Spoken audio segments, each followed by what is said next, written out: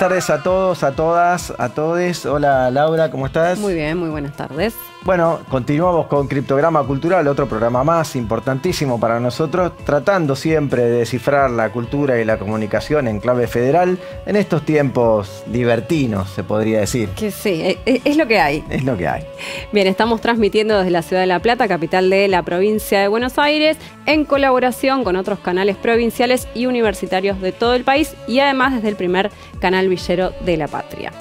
Hoy tendremos un invitado, un colega tuyo, justamente. Mira qué bien. Un compañero, para mí un hermano, un amigo, además, que es director, realizador audiovisual, periodista, por eso dije colega.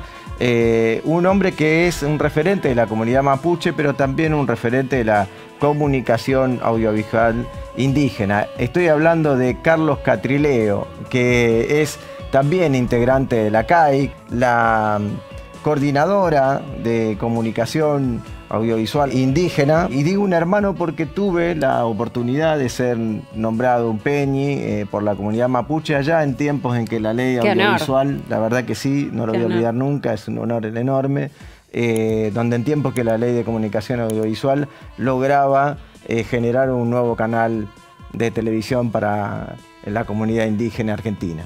Mira qué bueno, qué lindo. Algo de eso vamos a hablar seguramente. Muy bien, y en la editorial de esta semana es La bicicleta del Inca viaja a piñón fijo. Lamentablemente, esta semana, por primera vez en la historia del cine argentino, del Instituto del Cine Argentino, se presentaron los dos órganos del cogobierno del Inca ante la Comisión de Cultura de Diputados. Estos son el Consejo Asesor y la Asamblea Federal, todos denunciando el autoritarismo del presidente Pirovano. Un hecho histórico, Laura. Realmente yo estuve allí presente acompañando a quienes son referentes de estos espacios de cogobierno.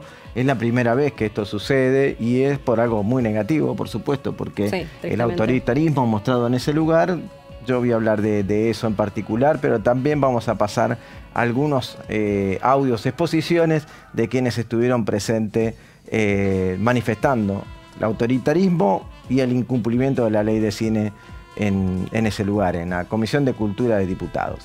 Bien, y para cortar con la amargura, como dice la publicidad. Pensar la música desde América Latina.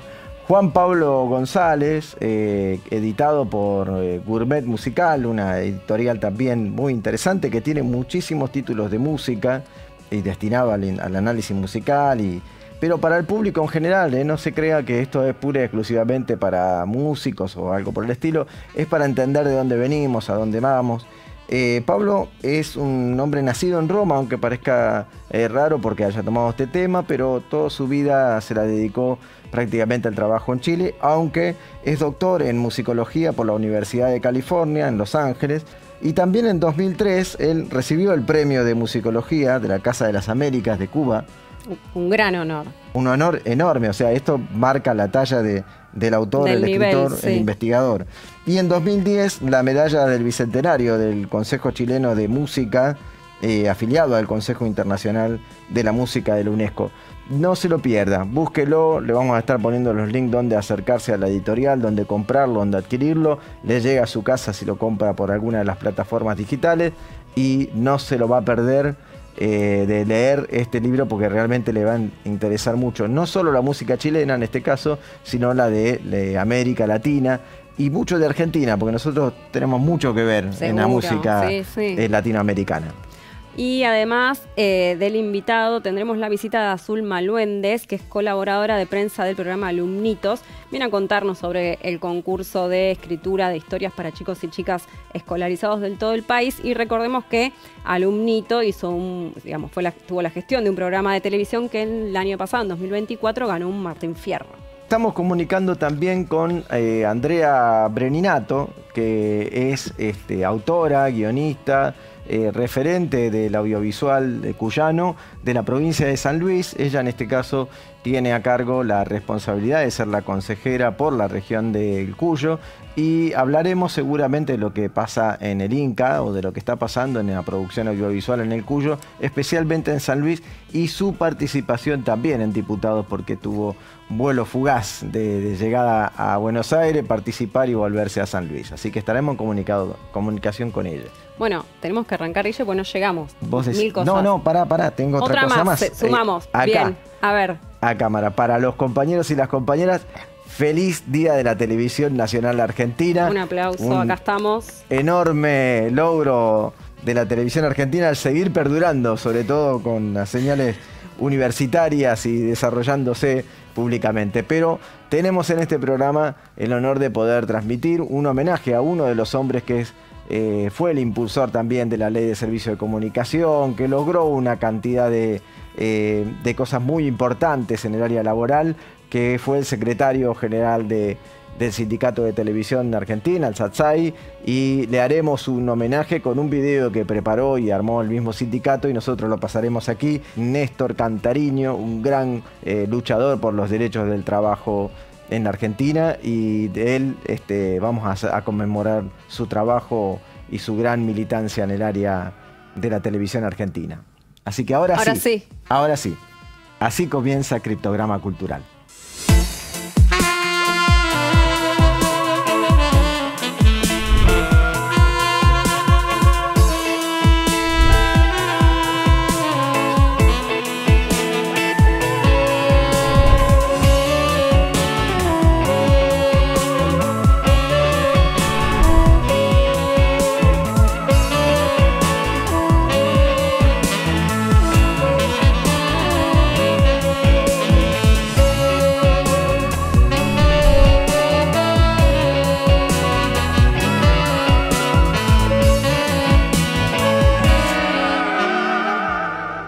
Seguimos en Criptograma Cultural y estamos en comunicación con Andrea Breninato.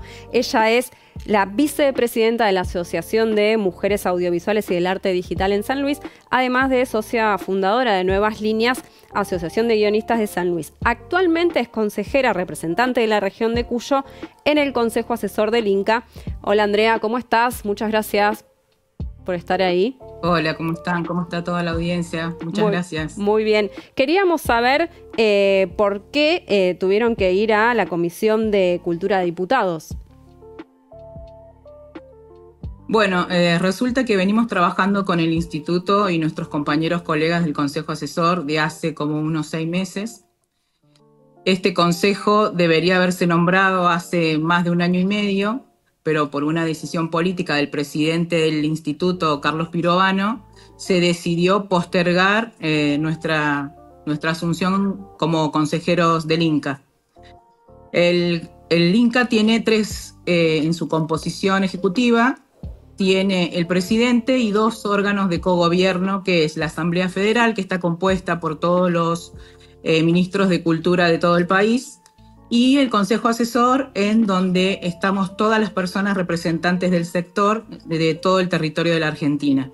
Somos 11 integrantes, de los cuales 6 forman parte de asociaciones, sindicatos, donde está la Asociación Argentina de Actores y Actrices, directores, productores, y el resto, que somos los 5 regionales de todas las regiones del país, Cuyo, NEA, NOA, Patagonia y la región centro.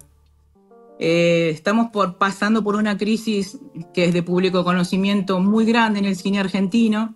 Entonces, como representantes del sector, estamos defendiendo que la financiación que está queriendo llevar adelante este presidente, la destrucción del instituto que está queriendo llevar y que de hecho está logrando este presidente, con querer no solo de financiar, sino desoír las propuestas que venimos trabajando de hace más de 6 meses en todas las reuniones del Consejo Asesor.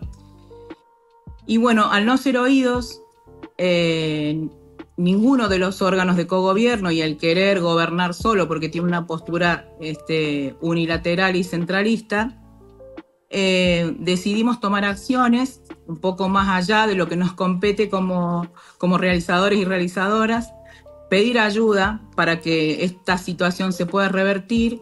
Y bueno, desde la Comisión de Cultura de Diputados nos dieron un espacio para ser escuchados y para contar la situación que estamos viviendo actualmente con el Instituto de Cine y Artes Audiovisuales. Bien, bien, Andrea. Y contanos un poco cómo es la actualidad de la producción audiovisual en San Luis, en toda la región de Cuyo, en lo que va de este 2025.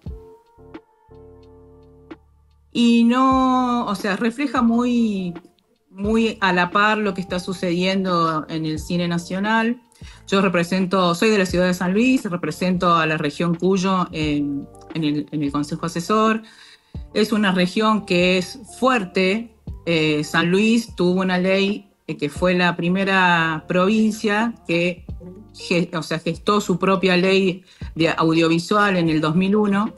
Hoy esa ley no está en funcionamiento, pero de esa ley surgieron un montón de colegas capacitados y de alto nivel para poder realizar producciones audiovisuales. De hecho, muchos de esos colegas hoy están trabajando en Capital Federal, vienen a buscar colegas puntanos para ir a trabajar a Buenos Aires. San Juan, el fuerte de San Juan es la ENERC, que es la Escuela de Cine, la sede, digamos, de Cuyo está en San Juan, y Mendoza, que tiene su polo productivo, que tiene su cash rebate, que es, digamos, la provincia más fuerte de la región, pero así todo, con su cash rebate, no pueden terminar de producir sus productos audiovisuales como quisieran, porque la verdad que la falta de estabilidad y financiamiento es factor común en todas las provincias de todo el país y, bueno, puntualmente en la región de Cuyo. Entonces, lo que necesitamos es que haya fondos de fomento para realizar la industria cinematográfica y es por lo que justamente estamos luchando para que eso se cumpla. La Asamblea Federal hace unos meses, en una de sus últimas reuniones, presentó un plan de fomento al instituto y al presidente, en donde en ese plan de fomento se contemplaba todo el fomento al cine regional a través de concursos. Digamos que es una salida como de emergencia actualmente con la situación actual, digamos, de este instituto, porque con concursos no se levanta una industria. Esto es solamente como para que empezara a caminar. Entonces, estos concursos estaban dentro de esa propuesta. La Asamblea Federal lo aprobó con el 2/3 de los votos.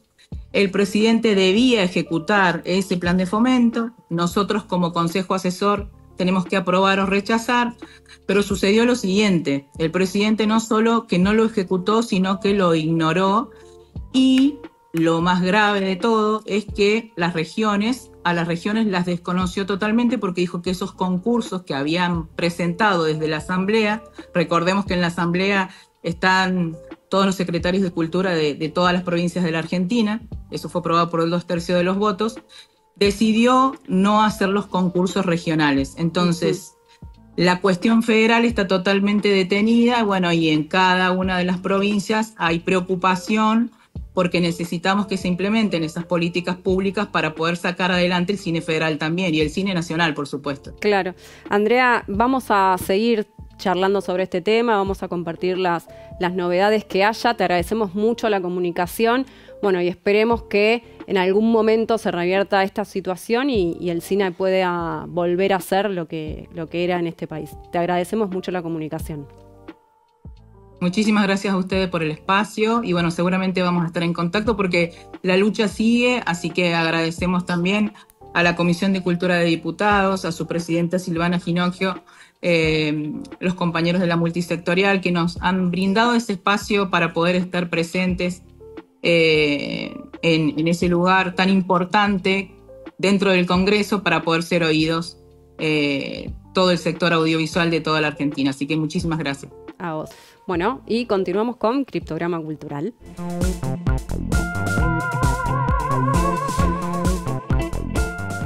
La bicicleta financiera del Inca viaja en piñón fijo. ¿Vieron esas bicicletas difíciles de controlar? Porque a veces se pasan de rosca y termina ¿cómo?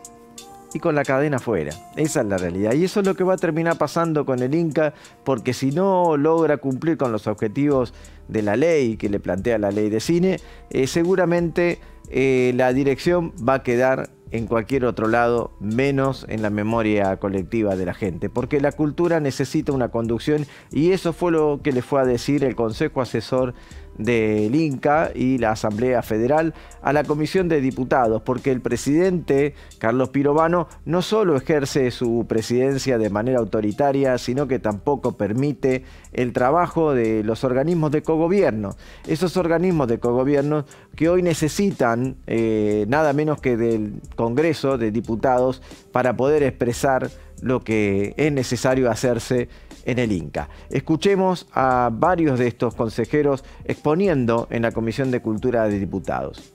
Entonces nos comimos la curva de un Estado eficiente, de no sé cuántas cosas que te empiezan a decir, que el sector privado tiene que hacer esto, el sector privado tiene que hacer lo otro. Al sector privado no solo que no son eficientes, sino que lo están destruyendo. Pero que a fin de cuentas siguen siendo parte también del motivo de la ineficiencia de este instituto en este periodo actual. Cuando hablan de que hay que supuestamente privatizar Cinear, como lo está planteando la presidencia, y porque supuestamente es un costo del cual el Estado debería desprenderse, estamos hablando de un 0,9% de su presupuesto.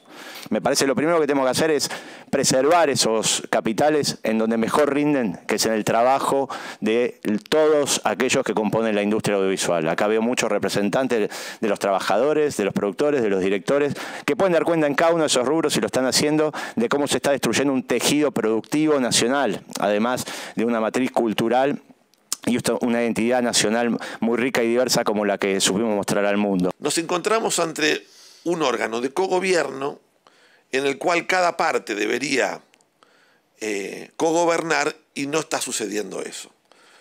Y todo lo que el Consejo o la Asamblea cumplen con su función de llevar adelante no está sucediendo, con lo cual yo pienso que aquí se va a dar un hecho inédito. En la última reunión del Consejo Asesor, este Consejo ha mocionado y aprobado por mayoría un juicio entre dos órganos de cogobierno. O sea, el Consejo Asesor va a pedir a un juez que por favor se hagan cumplir las medidas que el Consejo Asesor sacó. Primero, por defensa de la industria, creo yo. Pero segundo, y creo que es por lo que estamos todos acaparados, porque no somos cómplices. Porque esta gestión de cogobierno es la Asamblea, es el Ejecutivo y es el Consejo. Pareciera ser que esta es nuestra gestión. Pareciera ser que nosotros, en nuestra gestión de órgano de cogobierno, estamos adentro de este desguace, de esta usura. Entonces, es importantísimo que nosotros iniciemos esta acción jurídica. Primero, para que se respete lo que soberanamente hemos decidido como órgano de cogobierno. Pero también para decirle a la sociedad todo que quienes estamos aquí no somos cómplices de lo que está pasando, que han ingresado como topos para desarmarlo, y que por lo menos nosotros desde nuestro lugar dijimos que no, y que quede sentado que dijimos que no, que estos créditos así no, que estos números de presupuesto para fomento no van, que nuestro sector no se sostiene con 20 concursos tirados al aire, que se van a cerrar todas las empresas, y que quede medianamente claro eso.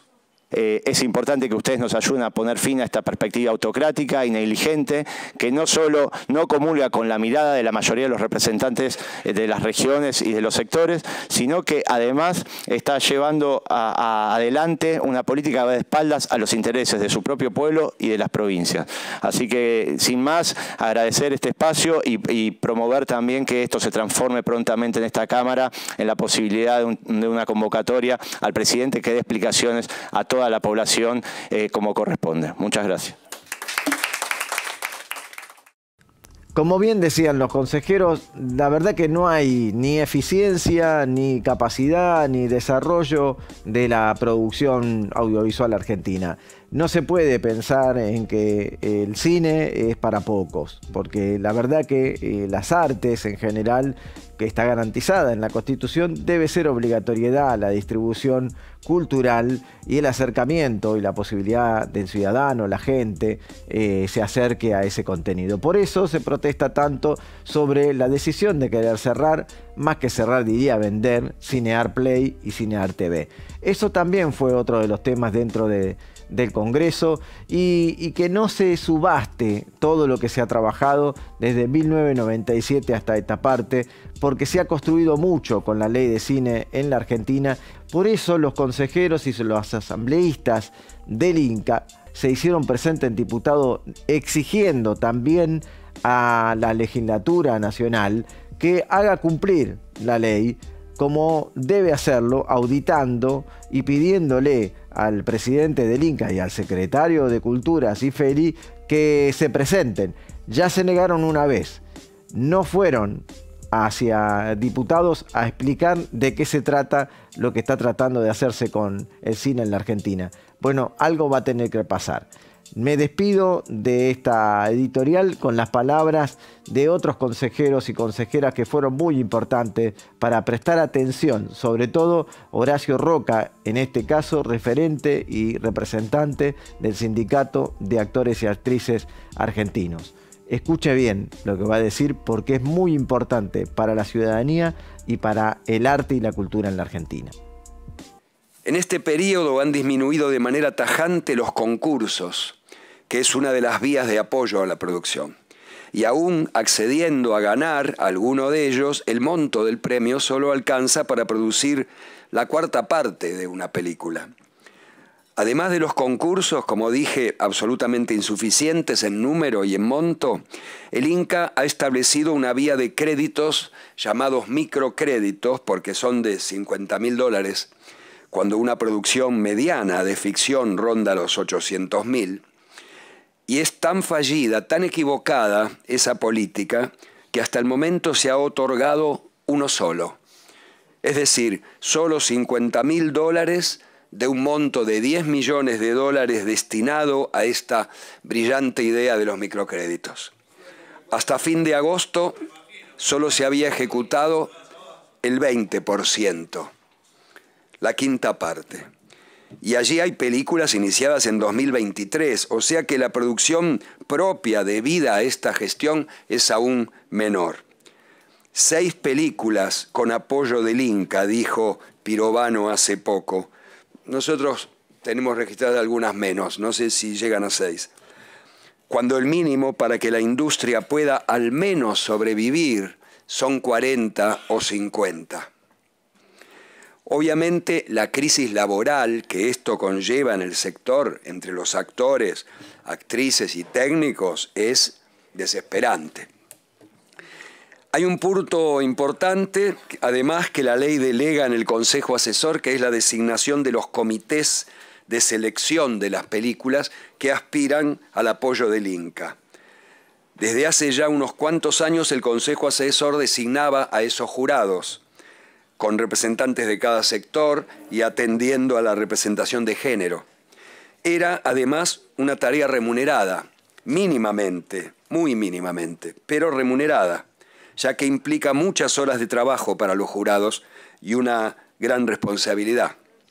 Ese sistema fue destruido, como tantas otras cosas, por la gestión de Pirovano, y ya no se paga por ese trabajo. Con lo cual, la cantidad de personas propuestas bajó alarmantemente y ya no se puede garantizar la idoneidad de esos comités. Y encima los sindicatos de técnicos y de actores ya no podemos designar jurados como se hacía. Bueno, este no es el único rasgo antisindical de la actual gestión. Pirovano también promulgó resoluciones que nos perjudican particularmente a los sindicatos y además suele achacarle a los sindicatos y a las leyes laborales argentinas que haya producciones que prefieran filmar en otros países. Es decir, en el Inca, como en el país, hay un plan de destrucción. Les pedimos que hagan lo posible para frenarlo, sabemos que lo intentan. Que por favor este Congreso, obviamente, no vote más decretos que faciliten este desguace, como el famoso DNU 7023. al contrario, que se lo deroguen. Y ojalá que además se puedan encontrar otros instrumentos legislativos para frenar este disparate. Bueno, muchas gracias. Seguimos en Criptograma Cultural y ahora vamos a el living con un invitado muy especial. Él es referente de la comunidad mapuche en Argentina, comunicador mapuche obviamente, e integrante de la Coordinadora Comunicación Audiovisual Indígena Argentina. Se formó en Comunicación Social en la Universidad Nacional de la Patagonia San Juan Bosco, estudió cine en el Instituto de Artes Cinematográficas de Avellaneda y es egresado de la Escuela Popular de Medios Comunitarios de la Ciudad de Buenos Aires. No le faltó nada. Actualmente, además, es redactor periodístico de la Agencia Nacional de Noticias TELAM. Estamos hablando de nuestro invitado, Carlos Catrileo. Muchas gracias, Carlos, por estar aquí y bueno, por acercarte a este canal universitario, hijo también de la ley de servicio de comunicación que tanto hemos luchado y que ya vamos a hablar también de eso. Gracias. Mari, ¿cómo estás? Buenas tardes. Buenas tardes. ¿Querés saludar al público? Tío, yo siempre soy muy respetuoso a pesar de que me llamaron Peñi. ¿Querés saludar al público, por favor? Bueno, Mari Compuche, Incheta Puma Catrileo Pinguem. Soy comunicador mapuche y actualmente también estoy en originarios.ar. Primero, ¿nos contás dónde naciste? Yo nací en 1972 en Trelew, un mes y medio antes de la masacre. Yo nací el 3 de julio, la masacre fue el 22 de agosto del 72. Me crié en Trelew, soy hijo de Marcelino Marilaf, mi papá, y de Lucrecia Catrileo. Los Catrileo es mi mayor identidad porque mis abuelos y mi mamá vivían en la meseta Catrileo en Chubut y en el 55, después de derrocar a Perón, se provincializa Chubut y hacen como una segunda campaña militar en donde a los hermanos y hermanas que vivían en territorio los llevan a las ciudades y así se conforman las ciudades patagónicas. A mi mamá la llevaron a Trelew cuando yo tenía unos 4 años y ahí yo nací en la urbanidad después. Con esa historia tan dura, tan fuerte también en el sentido de que siempre, de lo que estás contando, pienso que siempre has sido de alguna manera oprimido por la sociedad establecida, digo, y sobre todo en esos años que estás contando, digo, años durísimos.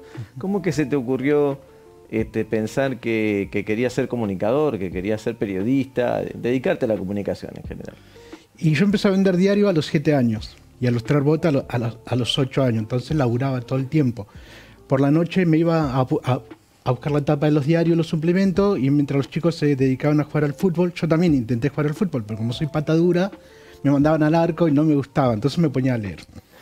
A partir de leer me fui dando cuenta que había todo un mundo de cosas que yo desconocía y además veía que los días lunes llevaban a los jóvenes, sobre todo mapuches tehuelche, que los detenían el fin de semana, los llevaban a los tribunales.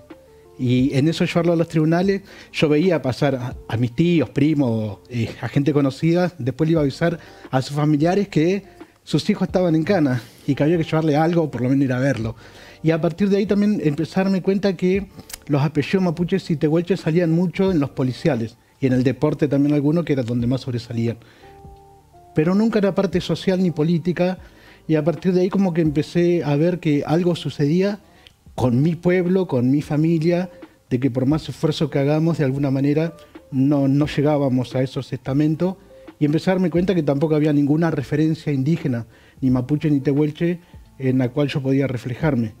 Y además de todo eso, como a los 7 años empecé a vender diario y manejaba mi plata, arreglé con mi mamá que la plata de los domingos, la ganancia nos dividíamos mitad y mitad, y yo con mi mitad de plata empecé a ir al cine Coliseo de Trelew, y desde los 7 a los 14 años fui todos los domingos al cine, excepto que estuviera muy enfermo, y a partir de ahí es como que empecé a ver otro mundo en donde yo me sentía partícipe y yo me sentía protagonista. Entonces podía ser médico, abogado, militar, podía ser Gandhi, podía ser, no sé, cualquiera de los íconos a nivel mundial, y ahí dije, cuando sea grande, algo de esto voy a hacer, algo voy a contar y algo voy a transmitir.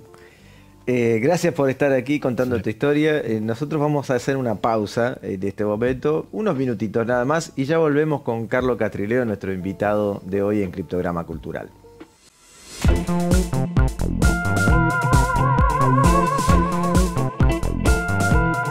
Continuamos en Criptograma Cultural desde la Universidad Nacional de La Plata para todos los canales públicos, provinciales y universitarios. Si usted nos está viendo tal vez por una red social, ponga un me gusta, una campanita, síganos, haga un comentario de esto que estamos hablando y de lo que vamos a seguir tratando. Este mes, el mes de octubre, algunos conmemoran, entre comillas quiero decirlo, el descubrimiento de la patria, el descubrimiento de América, perdón, que es donde nació nuestra patria, y otros, al cual adhiero, solamente pensamos en el último día de libertad al pueblo originario de América. Y de un poco de eso también vamos a hablar seguramente. Pero quisiera compartir primero con ustedes, antes de seguir hablando con Carlos Catrileo, una obra de Catrileo que salió en la televisión pública nacional, Canal 7, con un subsidio desarrollado por el CEPIA, que nosotros trajimos un extracto nada más para verlo, un pedacito de 4 minutos. Después vamos a invitar a que lo vea por alguna red social seguramente. Veámoslo juntos y seguimos charlando.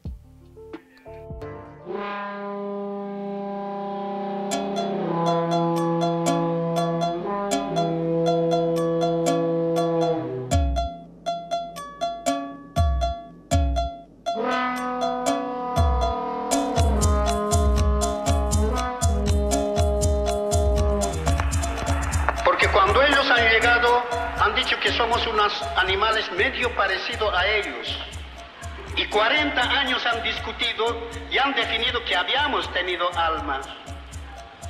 Nada va a funcionar si primero no recuperamos nuestra identidad.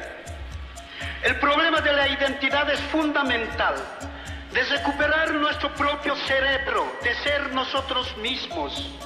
¿Quién soy yo? ¿Quién eres tú? ¿Quiénes somos nosotros? Y eso no es volver al pasado. Eso es una recuperación científica de nuestro pasado para conjugarlo con el presente y hacer no una sociedad moderna, una sociedad postmoderna en base a nuestra identidad. Nunca voy a dejar de ser aymara.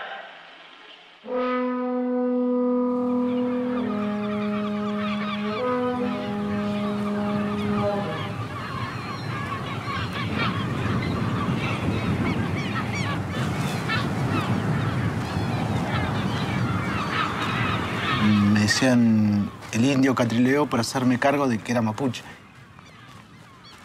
Entendiendo que por ser mapuche era pobre y era pobre por venir de toda una historia. Por lo general los chicos que iban a tomar el té, a tomar la leche, a confitería con sus padres, no eran precisamente mapuche. Entonces, como que yo desde chico empecé a ver las diferencias.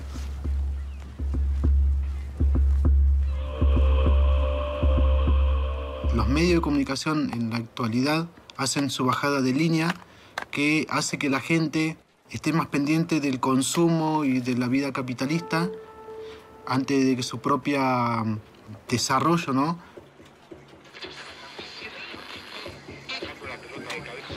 A través de la incidencia de la CAIA, que es la Coordinadora de Comunicación Audiovisual Indígena de Argentina, logramos incluir en la ley de medios el derecho a la comunicación con identidad. Esto a nosotros nos habilita contar la realidad de nuestro propio pueblo desde adentro. La comunicación audiovisual mapuche está en una formación permanente. No hace mucho tiempo que los comunicadores y comunicadoras indígenas empezamos a apropiarnos de esas herramientas.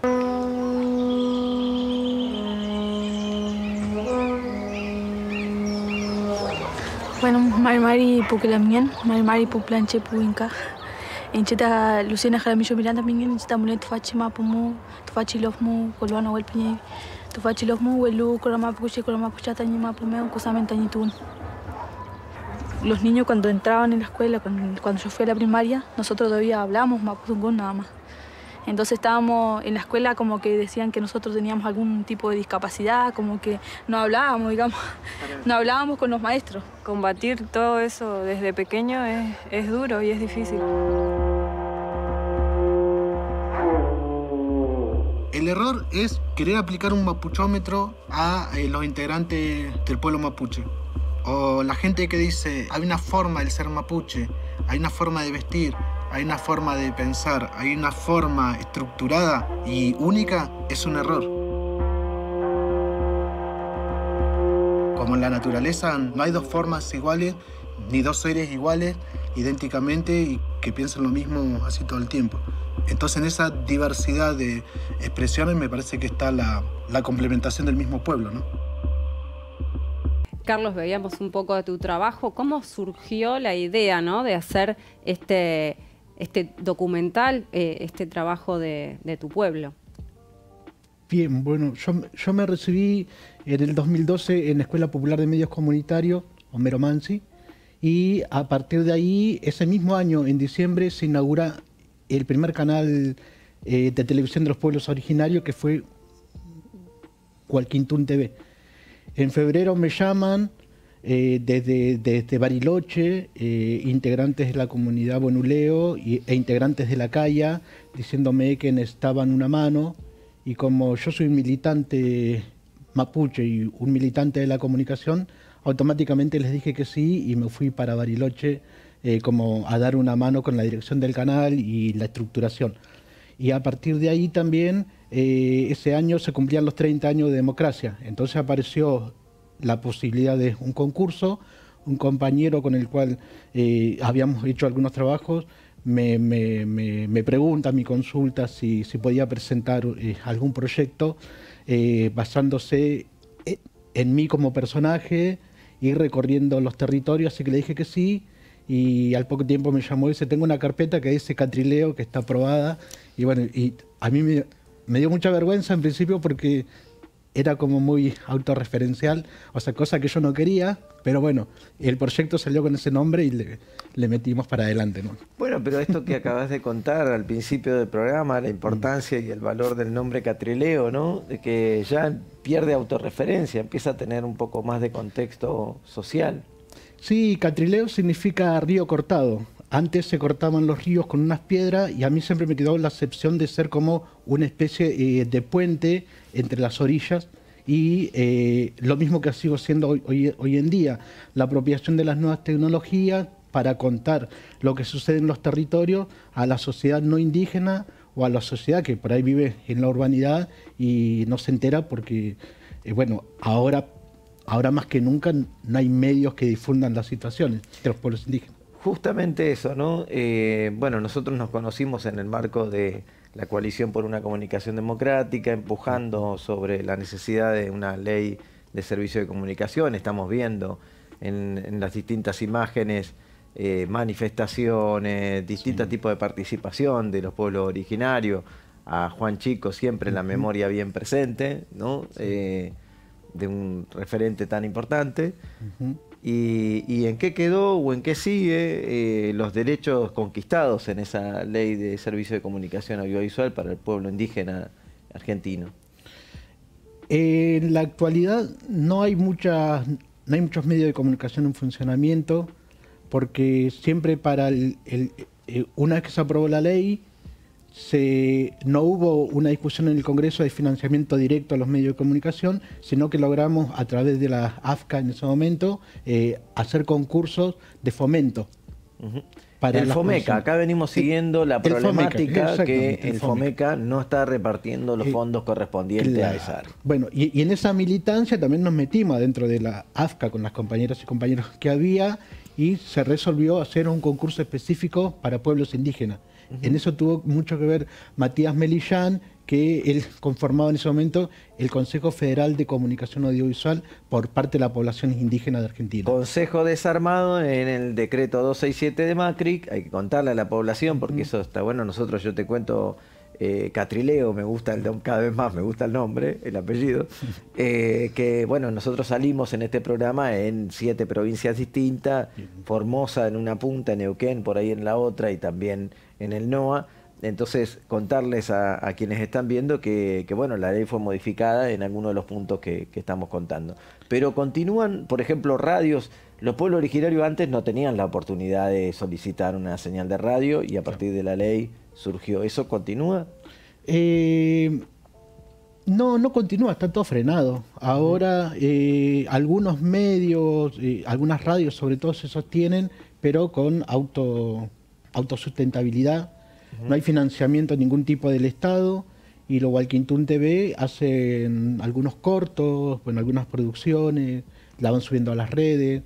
Y, o sea, nada, está como muy frenado todo, digamos. Y esa persecución que vimos allá por el 2016, que te persiguieron a vos un policía te increpó en el subte, una persecución directa, uno diría, yo me hago cargo de la persecución por aspecto, por cara o por lo que sea. ¿Esa persecución la viven también las radios de pueblos originarios actualmente? ¿Tienen esa problemática? Es que en realidad la mayor problemática que hay ahora es el silenciamiento. O sea, creo que lo que hizo este gobierno, el de Milei, muy acertadamente desde su visión, digo, ¿no? Es la negación de los medios de información y el silenciamiento total. Y en eso los medios de comunicación indígena, al no tener posibilidades de las transmisiones en vivo, porque tienen que sostener el internet, la luz, los sueldos, bueno, todos los gastos que significa tener un medio de comunicación, no se está transmitiendo mucha información. Entonces, esto es funcional a lo que este gobierno vino a plantear con la comunicación en general. Sí, bueno, una de las preguntas en lo que vas diciendo, vos también estás en Telam, ¿cómo vivieron en el sur, en la Patagonia, el desmantelamiento de lo que fue la agencia, que ahora es una especie de agencia de publicidad? Sí, yo creo que lo primero que hizo este gobierno fue la anulación. O sea, fíjense que una de las primeras acciones políticas que vienen a hacer este gobierno fue desde la entrada decir vamos a cerrar Telam.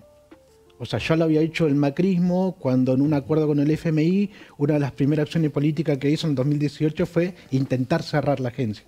Resistimos, volvimos.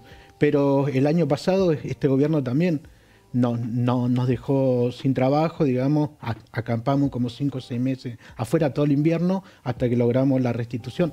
Pero y en el sur, digamos, se vivió mal porque cuando te cierran la pluralidad de voces y el derecho a la información, la única información que se tira es la de la visión de ellos, del poder, y lo que le conviene. Entonces ahí aparecen mapuches terroristas, toma de tierra, o sea, tergiversan la información y le cambian la titulación y la dinámica. Entonces construyen un sentido que donde los pueblos indígenas no tenemos posibilidad de llegar masivamente como llegan los medios hegemónicos, la gente lo que termina escuchando, la voz de los medios hegemónicos, que con estos discursos de odio, estigmatización, lo que hace es ir en contra de nuestras identidades y hace que retrocedamos, no sé, al 1900, al 1870, 1880, cuando se hablaba de los salvajes que había que erradicar para llevar la civilización y el progreso.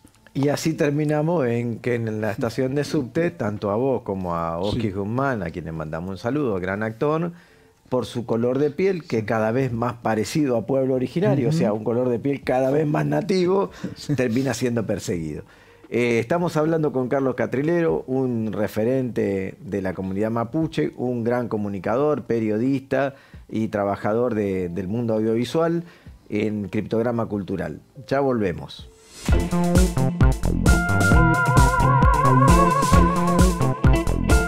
Estamos con Azul Maluendez, que es colaboradora del programa Alumnitos. Azul, contanos cómo consiste este programa y la 5ª edición del Concurso Federal de Escritura para Chicos y Chicas.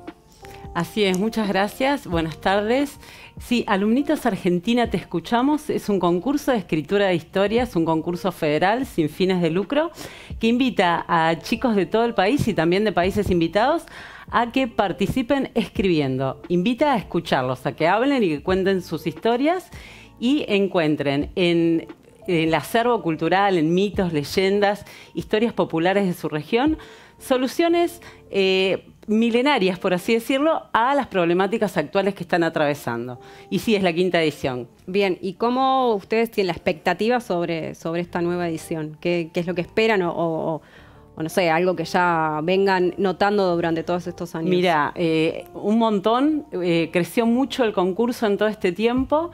Este año recibimos premios, ya se hizo se eligieron ganadores, se hizo la preselección y la selección el 10 de octubre en una votación online que participó toda la comunidad.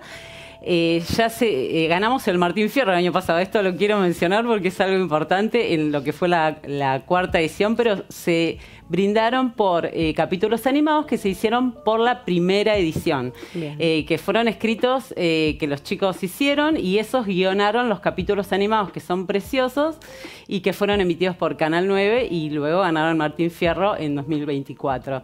Así que este año también de mucho crecimiento porque participaron muchísimos más chicos, por suerte, de escuelas, de instituciones, de bibliotecas, abuelos y abuelas, porque también están invitados a participar. Y bueno, ahora estamos en el camino al evento de premiación, que es la gran coronación para nosotros. Es como la frutillita del postre de cada año, de cada edición. Y bueno, se realiza en Cava y nosotros invitamos a todos los chicos que ganaron a que vengan a recibir su premio a Cava, digamos, porque se realiza ahí por una cuestión de que los chicos puedan disfrutar de la ciudad, recorrer, pasear, visitar lugares, porque quizás algunos nunca salieron de su ciudad. Así que en este momento estamos en ese punto. Bueno, felicitaciones, Azul, y nos vamos de esta entrevista, la cerramos viendo imágenes de lo que fue... ¿Puedo decir algo más? Sí, me gustaría. Sí. Queremos agradecerles muchísimo a TV Universidad. Por supuesto, están invitados desde ya al evento de premiación el 10 de noviembre. Y también decirle a la gente que nos puede ayudar siguiéndonos en redes.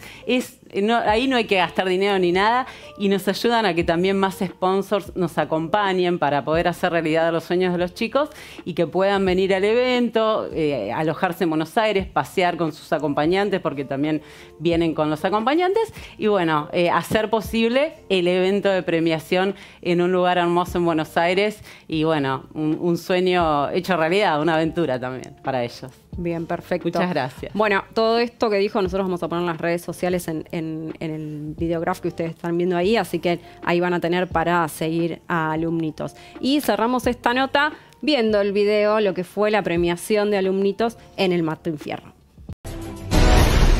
Infantil Juvenil. Alumnitos. Ideas de chicos contadas por grandes. Alumnitos, el 9. Argentina, te escuchamos. Es un concurso de escritura que invita a todos los chicos y chicas de Argentina.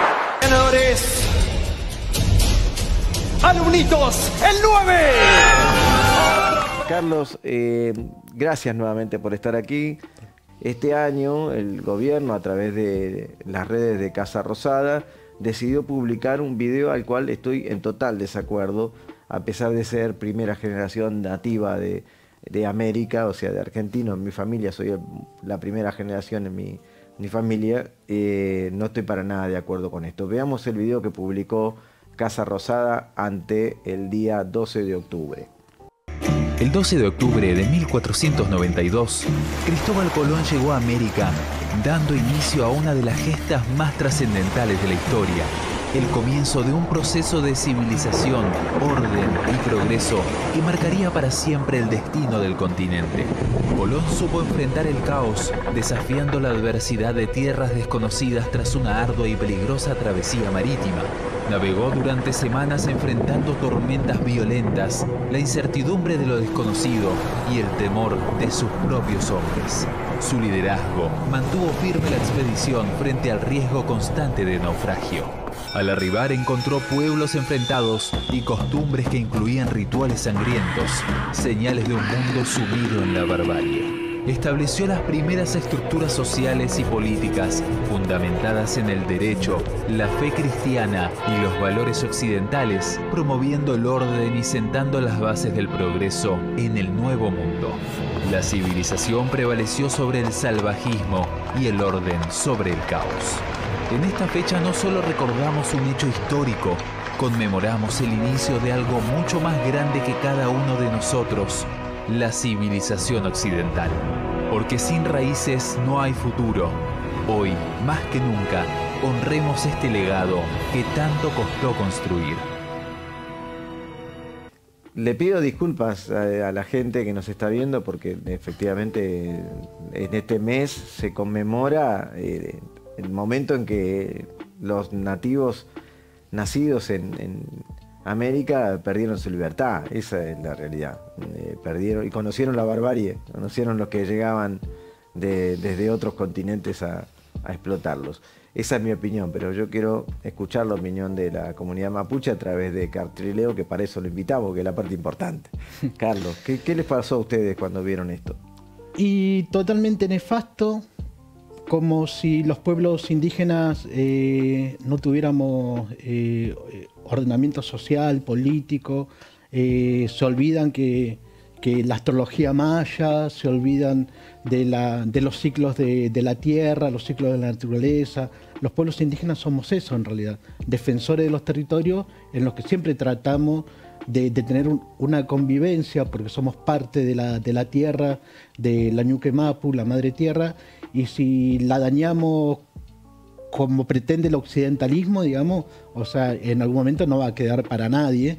Y fíjate vos cómo este gobierno siempre tira lo suyo hacia los demás, como si no existiera la Inquisición en España, por ejemplo, en esos años, si no se torturara a la gente en Italia y en Europa con las ruedas de tortura, el estiramiento, la cuestión de la justicia se determinaba con este tipo de sentencias, la quemación, digamos, se quemaban viva a las mujeres por tratarla de brujas. Entonces la civilización que este gobierno pregona, digamos, no es la que nosotros queremos y entendemos que no es la mejor para toda la sociedad a nivel mundial.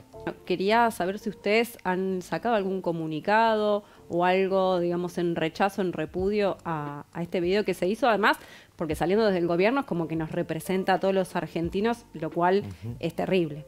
Sí, lo más terrible es que queda como parte del Estado establecido ya, ¿no? Claro. Y sí, se sacaron comunicados tanto desde organizaciones mapuche como la Confederación Mapuche de Neuquén, la Coordinadora Mapuche Tehuelche de Río Negro, organizaciones del NOA de Jujuy, organizaciones de los CPI, que es el Consejo de Participación Indígena del NEA y el Litoral, digamos, distintas organizaciones indígenas fueron sacando sus comunicados. También recordar por ahí a la gente que no sabe, el Estado argentino reconoce 39 pueblos indígenas, pero en el último censo, el 2022, se autorreconocieron personas de alrededor de 60 pueblos originarios. Sí, y está garantizado en la Constitución Nacional, que fue modificada en el año 94, el antecedente previo a la existencia de la nación, los pueblos originarios. Exactamente, reconocidos como pueblos preexistentes, y en la Constitución dice se garantizará la identidad, el desarrollo cultural y tierras aptas o suficientes para poder vivir. Eso es lo que dice la Constitución. Y hasta ahora venimos hablando de cosas realmente muy feas. Yo entiendo y sé que siempre están pensando un poco más hacia dónde van. ¿Hacia dónde va el pueblo indígena en este momento? Y en estos momentos primero estamos en una etapa de resistencia muy feroz, porque se derogó la ley 26.160 de relevamiento territorial que frenaba los desalojos de los territorios comunitarios, territorio indígena, hasta tanto se haga un relevamiento, una carpeta, un informe antropológico, el reconocimiento del Estado de ese territorio, ¿no? Con esta derogación ya no hay nada, ninguna ley que frene los desalojos, y los terratenientes, que siempre consiguen algún título, alguna firma de algo, algún notario siempre les sella la firma, están avanzando sobre territorios indígenas que no tienen papeles, digamos, porque históricamente no tenemos papeles. Pero, por otro lado también, se va avanzando por suerte, o sea, muchos jóvenes se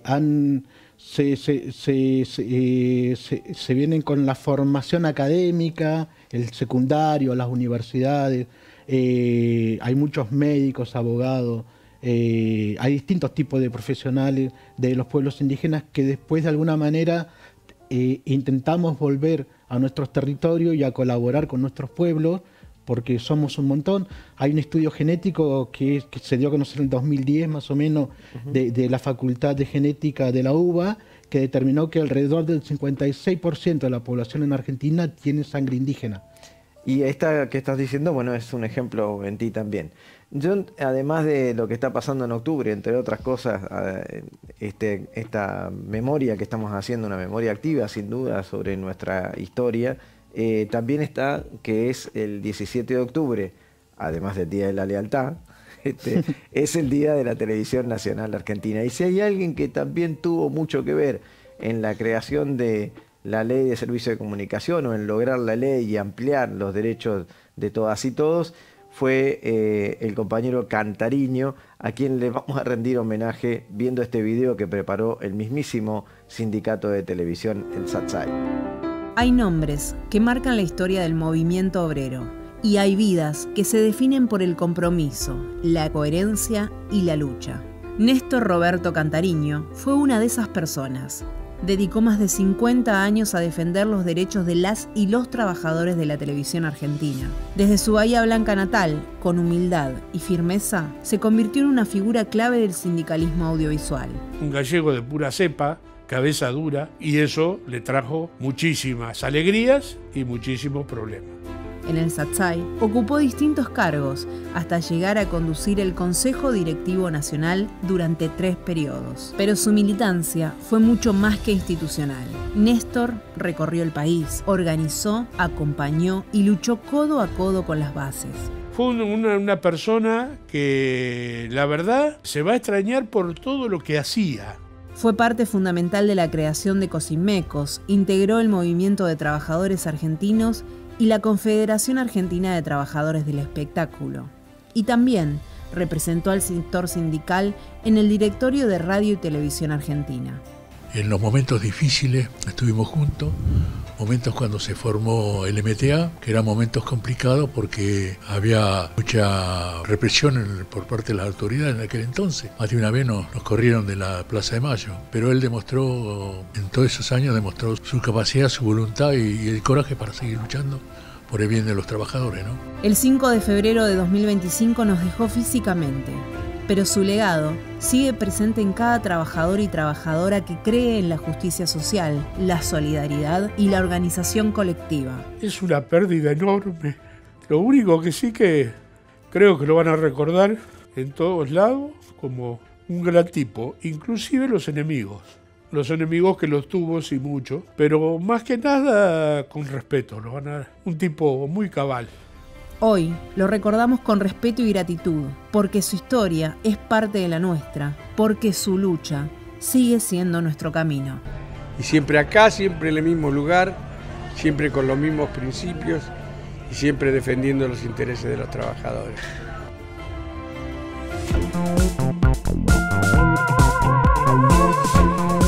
Nos terminó Criptograma Cultural. La verdad que yo me quedé con ganas de más. Porque como nos pasa siempre. Siempre. Hay que negociar ahí un ratito más, media hora, no sé. A ver, algo tenemos que hacer. Ahí se nos deja. Pero cada tema es más interesante. Hoy un programa muy federal porque muchos temas. Agradecemos a Carlos la participación, que haya venido. No sé si te quedó algún tema en el tintero porque tomamos mucho, pero siempre queda algo.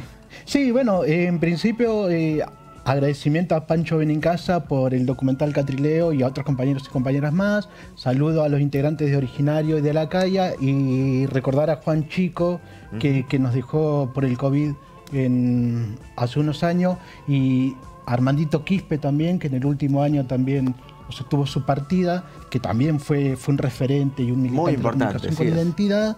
Y estaba recordando lo que me pasó en el subte. Me paró un policía, me pidió documentación, me trató muy mal, me pidió que me ponga contra la pared. Yo lo empecé a grabar en ese momento y cuando cortamos después le pregunté por qué me trató de esa manera y me dice, ¿por qué no tenés pinta de periodista? O sea, yo le había dicho que era periodista, pero no me creyó. Y a partir de ahí tuve que mostrar credencial, llamar a la agencia, todo. Bueno, y lo último es que estamos con un documental sobre el tercer Malón de La Paz, que estamos en la postproducción, estamos prontos a terminarlo. Así que seguimos activando, seguimos haciendo.